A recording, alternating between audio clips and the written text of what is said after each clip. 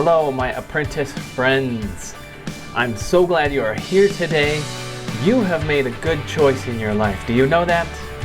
You have chosen to be an apprentice in a trade that will always be needed, and you're improving yourself and your skills and your knowledge.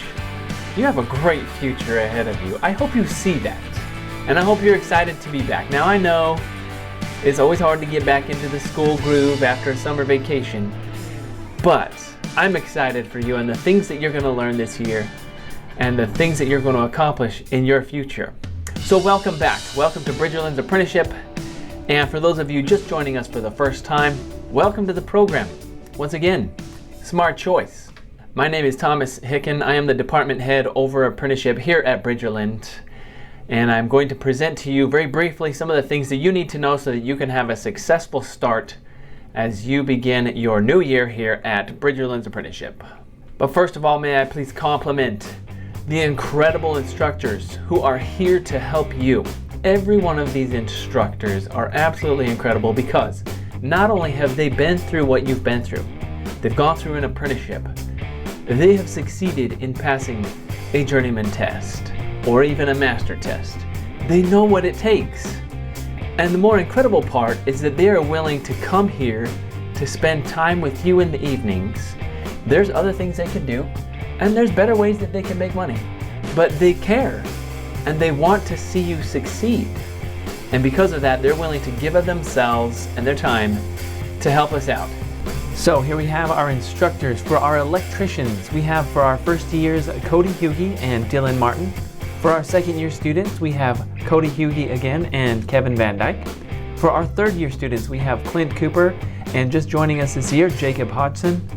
And for our fourth year students, we have Josh Whitman and Dylan Martin again helping us to polish up and get ready for the test. For our plumbers, our 1A and 3A class combined, we have Mitch Richmond, and our 2A and 4A combined class, myself, Thomas Hicken. Thanks again to all of you teachers who are here giving of your time. We really appreciate you. Students, make sure that you show the respect. Recognize that they are making a sacrifice to help you. And when they ask you to do things for your own benefit, don't complain. Just get in there and do your best and get it done. All right, let's review how things work here. You are required to be in class by state law from 6 to 9 p.m. in order to get enough hours to complete an apprenticeship. For every 1 hour of instruction time, you are given 10-minute break. If as a class you decide to take all of those 10-minute breaks together, you might be leaving class around 8:30, but plan to be here from at least 6 to 8:30 each evening, and plan to make that very productive time for yourself to focus in. Because you see, we don't intend to give you lots of homework you have to do outside of the time you spend here. And if you spend that time wisely while you're with us here, you won't need homework. You won't have homework. Our evening classes are divided into our Monday and Wednesday class. Those that are in Electrician 2A and 4A will be coming on Monday and Wednesday. Those that are in Plumber 1A and 3A will be coming also on Monday and Wednesday. Those that will attend our Tuesday and Thursday evening classes will be our Electrician 1A and 3A classes and our Plumber 2A and 4A classes. Now let's talk for a minute about classrooms. I was really hopeful that things were going to be ready for us with the new building and the changes in the main building. Eventually, we are intended to be all together as an apprenticeship in the same place in the main building. But there have been delays on the new building for the health sciences, so there are some delays in us moving into the new building. Some classes of our apprenticeship will be held in the main building. A lot of us will still be in the classrooms that we have been using in the past. But hang on tight, because the building is almost done. And within the next year, we will be seeing a lot of transition in the space that we have to use, and we're looking forward to that. Let's talk about attendance. The state requires that we provide for you a minimum of 81 hours of classroom instruction time. We actually provide for you 90 as we lay out a semester. That means you can have 3 unexcused absences for whatever you need to do. Personal reasons, vacation, whatever else happens. 3 unexcused absences. But we also understand that you are working in a trade and sometimes that work is consuming and it's hard for you to get here on time or even at all. And for that reason, we are willing to give you 3 work excused absences. Now, in order for this to count as a work excused absence, you have to have a note from your supervisor or your employer that says, yes, this person was working during this time. And you also need to do your homework. So make sure you keep up with that, and we will work with you to make sure that you get the credit you need to pass your class. Exciting news here, we are working to create what they will call a hybrid option for you to learn. Many of you like to come here and to be in person in the classroom as you are learning, and that is our standard. That's our mode. But for those who are interested in another option, in the coming year or two, we will have opening up a hybrid option, which means you can take all of your instructional time, watching videos and presentations, doing your Canvas quizzes, and participating online, and then you come in a couple times during the semester to get your lab experience. This is why they call it hybrid, and this is something that we're trying to roll out for everyone in the future. This creates greater flexibility for those of you who are traveling when you are going to school, but this may not be a fit for everyone. If you don't like participating through a computer and working online, you can continue to participate in person in class, and we'll have that option for you. At the beginning of each semester, we need you to fill out your personal information. We now have this as an online form. Fill out the survey. Make sure that you detail everything.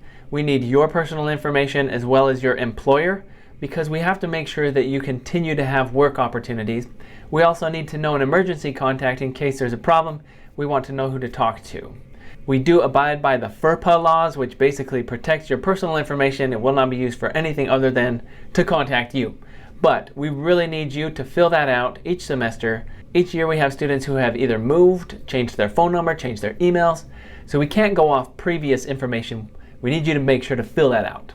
As you begin this semester, you'll need to make sure to check out the book list that is in Canvas in the orientation sections. Look over the books that will be required for your level. When you buy books from the bookstore, you have the convenience of the location, but also know that they really work to make sure these are fair prices. Many bookstores at colleges and universities mark up the books. We don't. One of the advantages to you is that you don't have to pay tax. So when you buy these books, if you were to buy them online, which you can do, you're going to pay shipping. Well, here you're going to pay the cost of the book plus shipping, but you don't have to pay tax, so your cost is about the same. I'm just saying this is a convenient way for you to do it. I don't really care where you get your books, but just make sure you have them. Going through your apprenticeship without books is cheating yourself of a quality education, so don't do it. Now, if you are watching this video in Canvas, then congratulations, you made it. But if you're watching this video in class and you're trying to figure out how to get into Canvas, here's what you do. First of all, watch for an email that will be sent to you with a link that will allow you to log in. If you have not received the email, check out this website. It's btech.instructure.com/login/Canvas. If you continue to have trouble, contact our student services. They can help you to log in. That means if you don't know your student ID number or if you don't know your password, those are things that your instructor cannot help you with because they don't have your passwords. But student services can. Once you have access to Canvas, you will have access to the modules. Modules are smaller groups of information that we're going to study together. I'd love for you to check out the resources that we've added into the modules and strongly encourage you to take the time to look through each thing that is in the modules. There's going to be reading assignments that will help you to know what to read. There's going to be other resources that will supplement what we're learning. But make sure that you take the time to go through all the resources and to take the quizzes. We've worked really hard to try and improve what we're presenting in Canvas, and I hope that you'll take advantage of what's there. Now let's talk about grades. In the past, in the apprenticeship, as long as you warmed the seat and passed the final test, you could get a decent grade in this. But as we have really considered what we are trying to accomplish as an apprenticeship, our goal is to help you to become a knowledgeable tradesman. Not just a bare minimum, I made it through by the skin of my teeth, but someone who's really good at this. And in order to help you with that, we've restructured our grading system a little bit. Check out these percentages. 30% of your final grade will be from the final test. 30% of the grade will be from your attendance. 40% is going to be from homework and assignments. What does that mean? That means if you pass the test and you have proper attendance, you still won't pass the class unless you do the homework.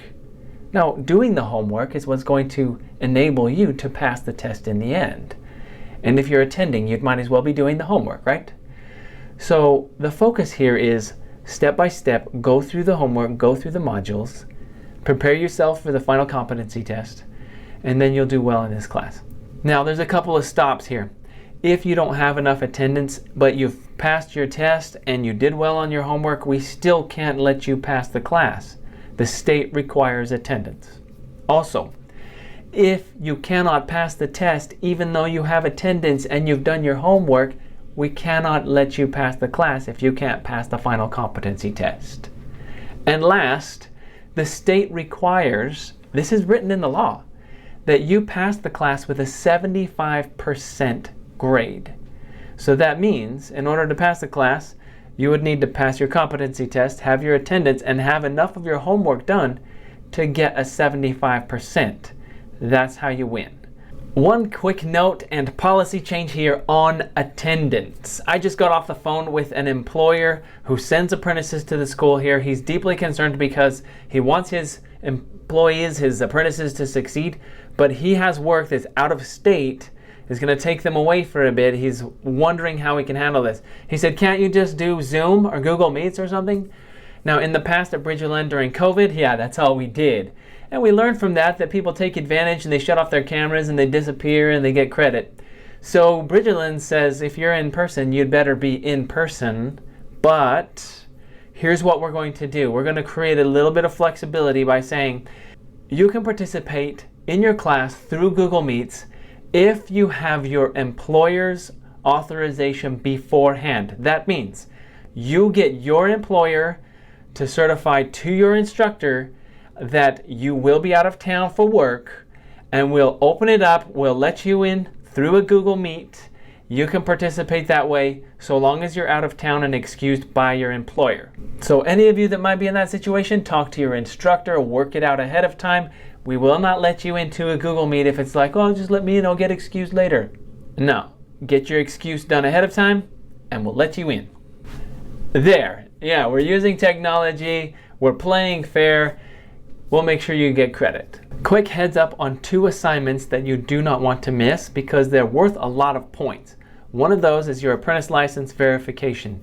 We want to check and make sure that every single one of you who are progressing through this trade have an active apprentice license. If you don't, and you come here, you're wasting your time. You just are. Because by the time you're done here, if you don't have enough hours on your apprentice license with the state, they don't want to see your application and you won't be able to take your test. So we just want to check. We just want to make sure that you're licensed and that you're able to progress as you go.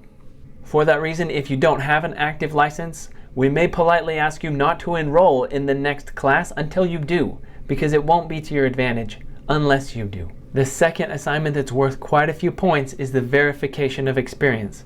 This form comes directly out of the journeyman application. And what they want to see at the state is that you are being watched over by a licensed contractor. So they're asking you to document your hours. We do this to help you so that as you go through year by year, you can make sure that you have documentation of the hours that you've spent. So we're going to have you turn this in at the end of each semester. You'll fill this out with your employer and upload it to Canvas. We don't need a copy of this. And in the end, this is just for you and your records. But the thing is, if you work for a company and then make a change, maybe you find a better opportunity, or maybe they fire you because things didn't go real well. Whatever the situation, if you don't have documentation for those hours and you move on, going back and having that employer sign a form is really uncomfortable and difficult. So keep up with these. Each semester, make sure that you have a total hours listed for the period that you've been with us. And that way, along the way, you've got all of those documented. It's going to make it so much easier when it's time for you to become a journeyman. And ultimately, that's why you are here. That's what we want for you. We want for your success. We want your name to be on the plaque in the hallway that says, "This student succeeded and is now a journeyman." And we're going to do everything we can do to help you. That's the commitment that I give to you. I'm glad to help you any way I can. That's the commitment that your instructors show for you every night that they come to class. We're going to do everything we can to help you eliminate self-defeating behaviors and to prepare yourself to succeed in this trade. Once again, welcome back. We're glad to have you. Welcome to those of you who are just joining us. Hope you have a wonderful semester.